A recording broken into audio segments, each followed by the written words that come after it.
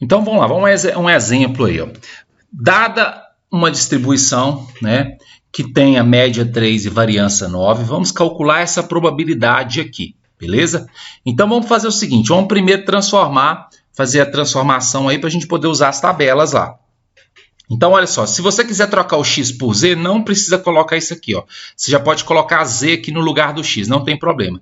Agora, no lugar do menos 1, você vai pegar esse menos 1, colocar no lugar do x.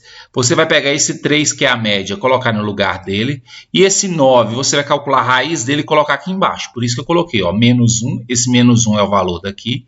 Menos 3, porque eu troquei a média por 3, sobre raiz de 9, que é a raiz desse cara aqui. Ó. Então, esse 3 eu coloco aqui com o sinal de menos, por conta da fórmula.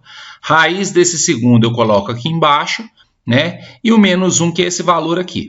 Aqui, a única diferença é que agora eu coloco 4 no lugar do x. Ó. 4 no lugar do x, menos 3, porque a média é 3, raiz de 9, porque a variância é 9. Fazendo as contas, aí aquilo que eu falei, você não precisa escrever isso aqui, pode colocar sempre z. Fazendo essa conta vai dar isso, fazendo essa conta vai dar isso aqui. Então, nós temos mais de uma forma de fazer isso, porque você pode usar as duas tabelas, certo? Então, fica a critério de vocês qual tabela você vai utilizar. Se você quiser usar a tabela 2, que é a tabela referente à distribuição acumulada, então você vai fazer isso aqui, ó. Você vai calcular a acumulada de 0,33, calcular a acumulada de menos 1,33 e vai fazer uma menos a outra. Deixa eu colocar o gráfico aqui para vocês entenderem o que eu estou dizendo. Quando você calcula o φ de 0,33, você vai pegar o 0,33, que é esse ponto aqui, ó, e quando você calcula isso aqui, você está calculando tudo que vem antes dele. Então, você está calculando até o final, né? Mas o que você quer é só esse pedaço aqui, ó. E quando você calcula o φ de menos 1,33, você está calculando o que está aqui para cá. Ou seja, se eu pegar tudo isso aqui e tirar esse pedacinho, vai dar justamente o que eu estou querendo. Então, aí eu vou olhar na tabela 2 isso, olhar na tabela 2 isso, e vou fazer a conta e vou gerar o resultado.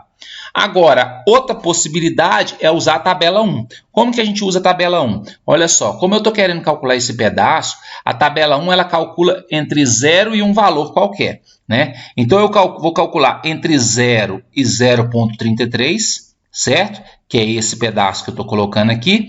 E aqui, ó, entre 0 e menos 1,33, eu calculo positivo. 0 e menos 1,33, que é esse aqui. Faz a soma dos dois, vai dar o mesmo resultado.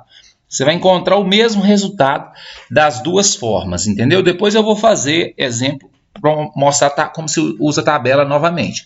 Mas tanto usando a tabela acumulada quanto usando a tabela normal, a primeira tabela, né, você consegue resolver esse exemplo aí. Ó. Agora que eu vou explicar então cada um deles aqui. Ó. Então, primeiro a gente tem que entender por que eu posso fazer das duas formas e por que a conta é feita desse jeito. Então, φ de 0,33, vamos supor que aqui é o 0,33. O φ de 0,33 é tudo que está antes dele, então é tudo aqui, ó. O φ de menos 1,33 é pegar esse pedacinho para cá. Então, se eu fizer tudo menos esse pedaço em branco, vai dar justamente o que eu quero. Então, é essa conta aqui que dá esse resultado aqui. Essa aqui, ó, essa aqui, usando a tabela 1, é diferente. Olha só. Então, essa área aqui, como que eu faço? Eu calculo ela primeiro aqui, ó, de 0 até 0,33, que é esse pedacinho aqui. Está aqui. E de 0 até menos 1,33 é igual a de 0 até 1,33. Então, eu calculo 1,33 porque é o 0 até 1,33, certo? E aí, como a soma dos dois vai dar o resultado que a gente quer. Agora, na tabela, como que a gente faz isso? Então, na tabela φ, que é a tabela acumulada, como que eu olho o 0,33? Observa que é positivo. Então, eu vou olhar o 0,3 nessa primeira aqui, né? Parte inteira e a primeira casa decimal.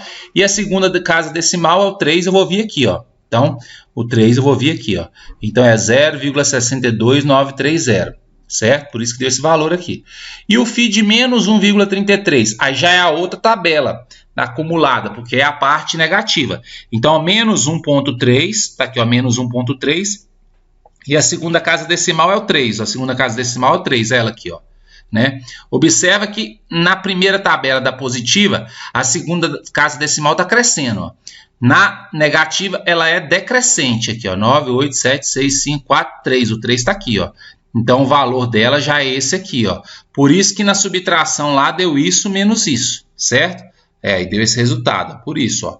Então, quando você quiser utilizar a tabela acumulada, né, é só saber analisar de acordo com esses parâmetros. Se for positivo, é essa primeira parte, se for negativo, é essa segunda parte aqui. Agora, a outra forma de fazer que é usando a primeira tabela. Olha só. Então, calcular a probabilidade de estar entre menos 1,33 e 0,33 é calcular de 0 até menos 1,33 e de 0 até 33. Certo? Só que esse da parte negativa, ele é igual ao da parte positiva. Então, eu escrevo ele assim. Agora sim, os dois podem ser utilizados na primeira tabela, porque a primeira tabela é sempre de 0 até alguma coisa. De 0 até alguma coisa.